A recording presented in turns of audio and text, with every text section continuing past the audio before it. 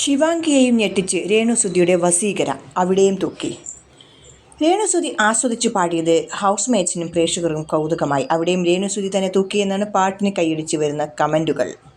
Big Boss Malayalam season 7 പ്രേക്ഷകർ ഏറെ പ്രതീക്ഷയോടെ കാത്തിരുന്നത് രേണുസുധിയുടെ ഗെയിം എങ്ങനെ എന്നറിയാനായിരുന്നു. എന്നാൽ പ്രേക്ഷകരെ നിരാശപ്പെടുത്തിയിരുന്നു രേണുസുധിയുടെ ബിഗ് ബോസ് ഹൗസിലെ ദിനങ്ങൾ.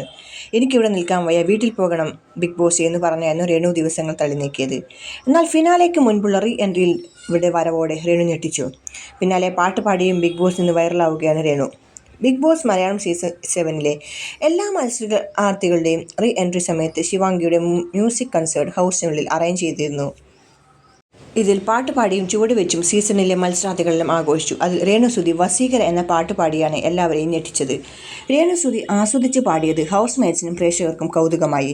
അവിടെയും രേണുസുധി തന്നെ തൂക്കി എന്നാണ് പാട്ടിന് കൈയടിച്ചു വരുന്ന കമന്റുകൾ. രേണുവിൻ്റെ ഹിറ്റ് ഡയലോഗായ "രേണു ഫ്ലവർ അല്ലടാ ഫയർ ആണെടാ" എന്ന കമന്റ് ഇടയ്ക്കിടയ്ക്ക് വരുന്നുണ്ടായിരുന്നു. നെഗറ്റീവ് കമന്റുകൾ കാര്യമാക്കേണ്ടതില്ല എന്ന് രേണുവിനോട് പറയുന്നവരും ഉണ്ട്.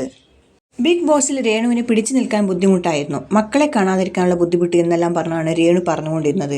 വോട്ടിന്റെ കാര്യത്തിൽ പക്ഷേ രേണുവിന് പ്രേക്ഷകരുടെ പിന്തുണ കിട്ടിയിരുന്നു. എന്നാൽ ഇവിടെ എനിക്ക് പറ്റുന്നില്ലെന്ന് രേണു ആവർത്തിച്ച് പറഞ്ഞുകൊണ്ടിരുന്നതോടെ മോഹൻലാൽ ഹൗസിനുള്ളിലേക്ക് വന്ന എപ്പിസോഡിൽ രേണുവിനെ തിരികെ കൊണ്ടുപോയി. രേണു ഷോ ക്വിറ്റ് ചെയ്തതിന് എതിരെയും വിമർശനം വന്നിരുന്നു.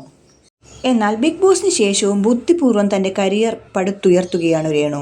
ബിഗ് ബോസിൽ 100 ദിവസം നിന്നാൽ ലഭിക്കുന്നതിനേക്കാൾ കൂടുതൽ തുക രേണു ഇപ്പോൾ സമ്പാദിക്കുന്നു. കേരളത്തിൽ മാത്രമല്ല വിദേശത്തു നിന്നും രേണുവിനെ തേടി ഉദ്ഘാടന ക്ഷണങ്ങൾ എത്തുന്നുണ്ട്.